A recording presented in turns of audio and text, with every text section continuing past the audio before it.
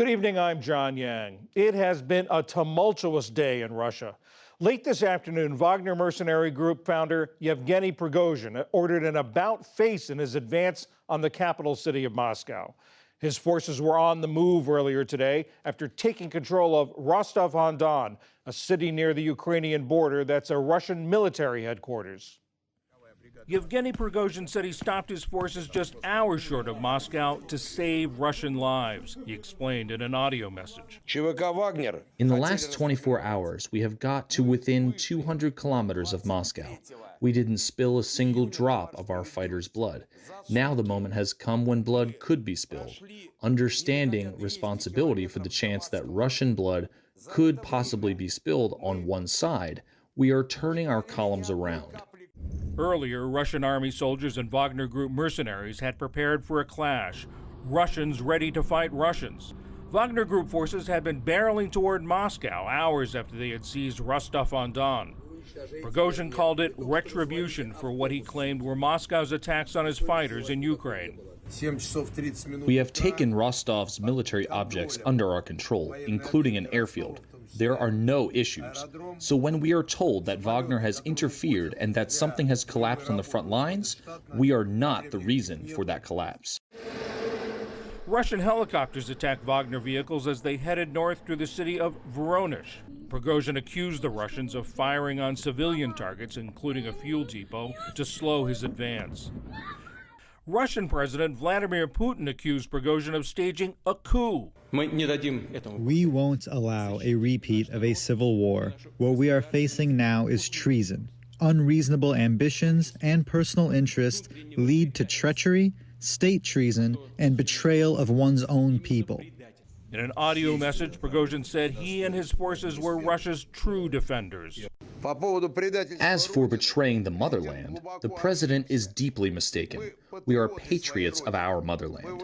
We have fought and we are fighting everyone from the Wagner private military company. Prigozhin has been a vocal critic of Russia's military leaders, including Defense Minister Sergei Shoigu and Military Chief of Staff Valery Gerasimov. We have a 70% shortage of ammunition. Shoigu, Gerasimov, where is the ammunition? Look at them. As tensions between the two Russian factions escalated, Ukrainian President Volodymyr Zelensky posted a taunting tweet. Today, the world saw that the bosses of Russia do not control anything. Late today, the Kremlin said it will drop all criminal charges against Prigozhin and that he will move to Belarus. That country's president, Alexander Lukashenko, brokered the deal that defused the rebellion. Candace Rondo is the senior director for the Future Frontlines program at the think tank New America. She's writing a book on the Wagner Group. Candace, what was it that Yevgeny Prigozhin wanted, and did he achieve any of it? Well, he certainly achieved attention-getting. I think he had the attention of the entire world today with his march for justice from Rostov-on-Don up to Moscow, or at least toward Moscow. The demand was apparently an explanation for why Putin and Russia's military leaders were fighting the war so poorly, and why so many men had died on Putin's watch during these last few days as the Wagner Group has pressed forward in Ukraine. He seemed to be doing so well. I mean, he seemed to have planned this, and it was going so well. Why do you think he stopped? Why do you think what was the pressure on him to stop? Well, this has been just a nonstop drama from the moment that he made his declaration that apparently Russian forces had attacked a group of Wagner forces near the southern military district area near Ukraine and the border of Rostov-on-Don. And that was some sort of precipitating action. And then we saw him moving north with apparently thousands of troops, tanks, infantry fighting vehicles. I mean, I think what he achieved today was insulation from what would have been maybe his inevitable downfall had the Wagner Group been brought under the control of the Ministry of Defense, which was another precipitating cause. Just last week, Sergei Shoigu, the Minister of Defense, called for complete unity of command, and that is for all Wagner Group and volunteer forces to be under the control of the Kremlin, of the Ministry of Defense. And Prigozhin immediately raised objections to that very loudly. And so this march seems to have been designed to forestall that. And he seems to have once again slipped the noose, so to speak, and moved to Belarus for safety, as for a safe harbor. Tell us a little bit about who Yevgeny Prigozhin is and is taking a high-risk gamble, rolling the dice like he did. Is that characteristic of him?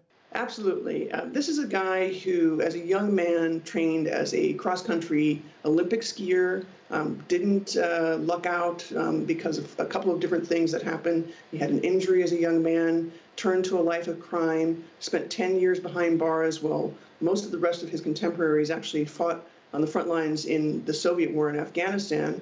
So he has that in common with Putin. He did not go to the front lines of Russia's biggest war, other than, of course, Chechnya and this war. And when he got out of jail, out of prison, he turned himself around and became a entrepreneur of upscale food restaurants, big bistros in St. Petersburg. He was, of course, often connected with Putin because that was, there are a few places at that time in the 1990s in St. Petersburg where you could actually have a good and upscale meal. And Putin became sort of a patron. But there were other patrons that have been operating in the shadows for Prigozhin for many years that people forget. People close to Putin, like Gennady Timchenko, the head of Volga Group, Sergei Chemizov, the head of Rostec, Russia's largest arms dealer. So that kind of relationship, those sets of relationships, have helped Putin give Prigozhin the path he needs to take the kinds of risks that he did over these last couple of days, and as we've seen over the last year and a half.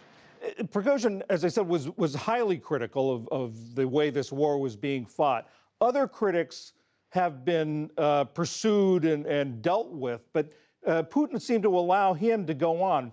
What does this say about his relationship with Putin and then his turn in the last couple of days to seemingly oppose Putin? Well, it is hard to imagine a situation of this kind unfolding in any other country in the world other than Russia. The only maybe other comparisons, maybe North Korea, but even that seems a bit of a stretch. I think what we saw today was something nobody would have believed.